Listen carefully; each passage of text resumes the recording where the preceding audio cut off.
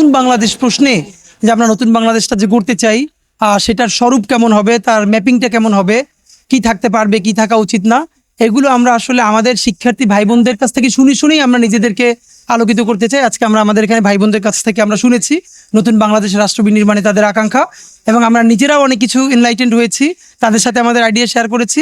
আমরা এবার বরিশাল বিশ্ববিদ্যালয় থেকে শুরু করলাম, প্রত্যেকটা বিশ্ববিদ্যালয়ে আমরা যাব এবং নতুন বাংলাদেশের যে স্বপ্ন সেই বীজটা যেন আবার নতুন করে বপিত হয়, এবং সেটার জন্য যেন দীর্ঘ লড়াই সেটা যেন আবার নতুন করে শুরু হয় মনস্তাত্ত্বিকভাবে, সাংস্কৃতিকভাবে।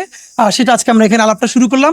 আশা করি আমরা সবাই উপকৃত হয়েছি এবং আমরা লড়াইয়ের সামনে নিয়ে যাব। যে আপনারা এখন আমরা যেটা দেখতে পাচ্ছি সেটা হচ্ছে যে আপনারা এখনো নিরপেক্ষভাবে কাজ করে যাচ্ছেন, তো আপনাদের ভবিষ্যতে রাজনৈতিক কোনো প্ল্যাটফর্মে আসার কোনো উদ্দেশ্য আছে কিনা? আমরা রাজনৈতিক দল হব না এখন পর্যন্ত, এটা নিশ্চিত।